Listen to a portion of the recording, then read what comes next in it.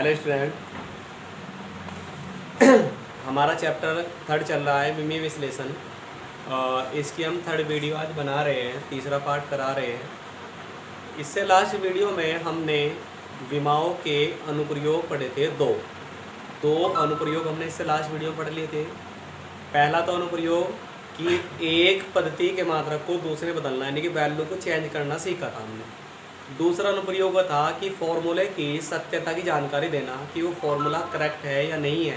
ठीक है, आज हम इसका 3rd अनुप्रयोग पढ़ेंगे। तीसरे अनुप्रयोग में हम ये बात सीखेंगे कि अगर हमें ये बात पता हो कि कोई भी राशि किन किन राशियों पर डिपेंड करती है तो हम उसका फॉर्मूला बना सकते हैं। हालांकि आगे चल के डेरिवेशंस अलग अलग टाइप के आएंगे, लेकिन विमाओं की सहायता से भी हम फॉर्मूला बना सकते हैं। किस तरह बना सकते हैं वो यहाँ पर हमें सीखना है। तो तीसरा अनुप्रयोग है इसका विभिन्न भौतिक राशियों के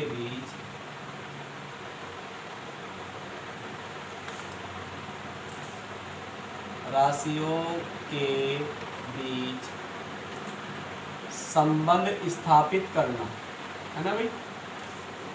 संबंध स्थापित करना। देखिए डियर स्टूडेंट,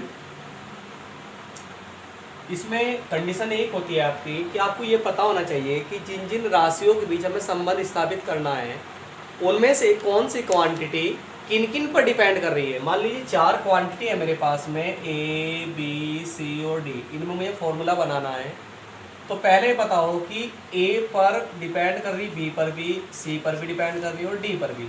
तो फॉर्मूला ए का बन जाएगा और इनके रूप में बन जाएगा। ठीक है, सबसे पहले तो पता हो।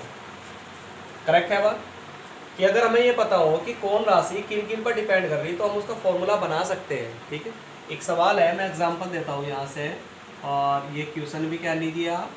क्या है कि सरल लोलक एक व्यवस्था होती है जिसमें एक धागा लीजिए, उस धागे पे एक बॉल लटका दीजिए और इस आंट को पकड़ के इधर जब घुमा दोगे आप तो ऐसे ऐसे दोलन करेगा। इस व्यवस्था को हम सरल लोलक कहते हैं। ठीक है भाई, बात समझ आ गई। इसके आवर्तकाल का फॉर्मूला निकालना। आवर्तकाल का मतलब एक चक्कर में कितना समय लगेगा। यहाँ से यहाँ गया, वापस लौटा, फिर यहाँ आया, तो एक चक्कर हो गया। एक चक्कर को हम आवर्तकाल कहते हैं और इस आवर्तकाल को हम कैपिटल टी से डिनोट करेंगे। ठीक है भाई, इसका फॉर्मूला निकालना है हमें। तो यहाँ पर यह है कि सरल लोलक का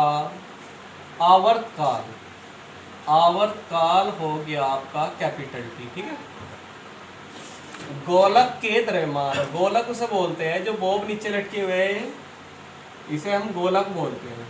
गोलक के द्रव्यमान इसे लिखते हैं स्मॉल m। इसके बाद लोलक की लंबाई जो हमारा धागा है उसकी लंबाई को हम लोलक की लंबाई कहते हैं L, तथा गुरुत्वीय त्वरण को लिखते हैं हम स्मॉल g पर निर्भर करता है। ठीक है, निर्भर करता है। आवर्तकाल का व्यंजक स्थापित करें। आवर्तकाल का व्यंजक दीजिए। यह हम फिजिक्स सेकंड में पढ़ेंगे। यहाँ हम विमाओं की सहायता से पढ़ रहे हैं तो सॉल्व करने का तरीका सीख लीजिए। वो सॉल्व करने का तरीका क्या है, स्टेप सीखिए कि अगर इस तरह का सवाल आता है मुझसे कैसे सॉल्व करेंगे। सवाल तो बहुत सारे हो सकते हैं। तो सबसे पहले क्या करना पड़ता है, हम मान लेते हैं कि जो आपका आवर्तकाल है टी, ये किन किन पे डिपेंड कर रहा। एक तो m पे डिपेंड कर रहा, तो हम मान लेंगे समानुपाती है m की पावर a ले लेंगे, विमा a ले लेंगे। और l की जो विमा है उसके b पे डिपेंड कर रहा। और तीसरा है g की विमा है उसके c पे डिपेंड कर रहा। चौथा अगर होता तो तब हम ये संबंध स्थापित नहीं कर सके थे, यानी कि केवल 3 अगर है मैक्सिमम तो हम विमाओं की सहायता से संबंध स्थापित कर सकते हैं। 3 से ज़्यादा अगर है तो संबंध स्थापित नहीं कर सकते हैं। हमने मान लिया कि m की पावर a पर डिपेंड कर रहा है, l की पावर d पर डिपेंड कर रहा है और g की पावर c पर डिपेंड कर रहा है। समानुपातिक चिन्ह डालोगे तो नियतांक लेंगे। नियतांक मैंने मान लो के ले लिया, सपोज डैट यहाँ पर m की पावर a, l की पावर b और g की पावर c। समीकरण नंबर 1, के विमाहीन है, यानी कि के ऐसा नियतांक होगा जिसकी विमा नहीं। पहला स्टेप तो यह है आपका कि जिन जिन पर डिपेंड कर रहा हूँ उनकी पावर a, b या c ले लीजिए। दूसरा स्टेप आपका यह होगा इसके बाद में दोनों ओर की विमाएं लिखने पर या लेने पर, है ना, दोनों ओर की विमाएं लेने पर ले लीजिए। बताओ टी की विमा क्या होती है आपकी, टी होती है।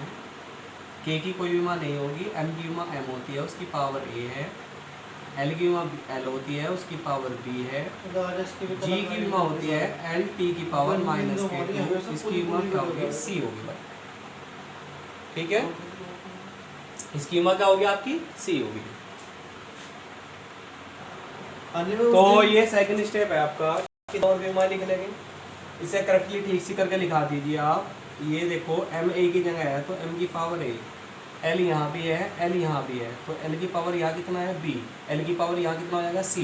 गुना में घाते क्या होती है, जुड़ती है, तो एल की पावर हो जाएगा बी प्लस सी। टी की पावर हो जाएगा माइनस के 2c, तो टी की पावर हो गया माइनस के 2c। करना ये है तुम्हें अपनी तरफ से, राइट साइड में देखो एम भी आ रहा, एल भी आ रहा और टी भी आ रहा है ना, और लेफ्ट साइड में केवल क्या आ रहा, टी आ रहा। तो जो ना आ रहा हो, जैसे एल नहीं आ रहा तो उसकी पावर 0 लिख दो, एम नहीं आ रहा तो एम की पावर भी 0 लिख दो। इस तरह से आपको अपनी तरफ से एडजस्टमेंट करना है कि राइट साइड में जो जो विमाएं आ रही है, जो जो संख्याएं आ रही है, उसके अलावा लेफ्ट में जिस चीज़ की कमी हो उसकी पावर 0 करके लिख दो, क्योंकि किसी भी संख्या की पावर अगर 0 होगी तो उसकी वैल्यू 1 होती है। ठीक है, अब तीसरा स्टेप ये है आपका कि दोनों ओर घातों की तुलना कर देंगे भाई, दोनों ओर घातों की तुलना से। देखिए दोनों ओर आप घातों की तुलना करोगे तो यहाँ पर देखिए m की पावर कितनी है 0, यहाँ m की पावर कितनी है a, तो a का मान बताओ 0, पहला मान। यहाँ l की पावर कितनी है 0, यहाँ l की पावर कितनी है b प्लस सी, तो b प्लस सी का मान आ गया 0। ना तो आपको b पता है ना आपको c पता है, रहने दीजिए, अभी आगे चलते हैं।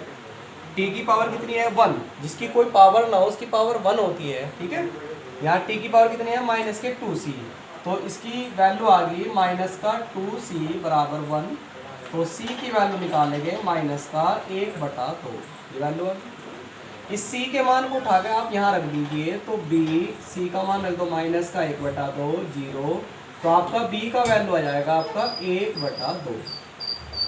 जब ये तीनों वैल्यूज आपकी निकल जाए तो निकलने के बाद में समीकरण नंबर 1 में पुट करा दीजिए। समीकरण 1 में, तो समीकरण 1 में मान रख देंगे। समीकरण 1 में मान रखने पर जब आप इसकी वैल्यू को समीकरण 1 में रखोगे तो t बराबर k नियतांक है, m की पावर बताओ कितना है a, और a का मान कितना है 0, l की पावर कितना है b, b का मान कितना है 1/2 का मतलब अंडर रूट, g की पावर कितना है c, c का मान कितना है माइनस का 1/2 माइनस 1/2, m की पावर 0, इसकी वैल्यू तो 1 आ जाएगी, l की पावर 1/2, तो l की पावर 1/2, g को नीचे ले जाओ पावर प्लस हो जाएगी, अंडर रूट में आ जाएगा ये भी, तो दोनों अंडर रूट में आ गया, तो हो गया k अंडर रूट l/g।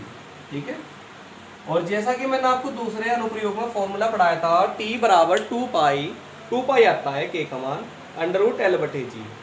बस ये एक कमी होती है कि इस मेथड से हम ये जो नियतांक आता है इसका एक्यूरेट मान ज्ञात नहीं कर सकते, ये कमी है इस चीज़ की। ठीक है भाई, तो इस तरह से आपने तीनों एप्लीकेशन देख ली विमाओं की और तीनों को अच्छे तरह समझ लिया। हमारे के चैनल निश्चित तौर पर आपको बात समझ में आ गई होगी। कुछ बात है कि विमाओं की कुछ कमी भी है, जैसे कि पहली कमी तो यही है कि अगर कोई राशि 3 से ज़्यादा राशियों पर डिपेंड करेगी तो विमाओं के साथ है ज्ञात नहीं कर सकते। दूसरी बात यह है कि अगर किसी राशि में ट्रिग्नोमेट्रिक फलन आ जाए, sine x cos x, inverse trigonometric function आ जाए या लघुगणक फंक्शन आ जाए, इन पर अगर ये फंक्शन आ जाते हैं तो तब इनकी सहायता से हम ज्ञात नहीं कर सकते। तीसरी कमी ये होती है इसमें कि जो नियतांक आता है उस नियतांक के मान को हम ज्ञात नहीं कर सकते हैं। इस तरह आपका चैप्टर ये कंप्लीट हो गया है, केयरफुली से पढ़ेंगे।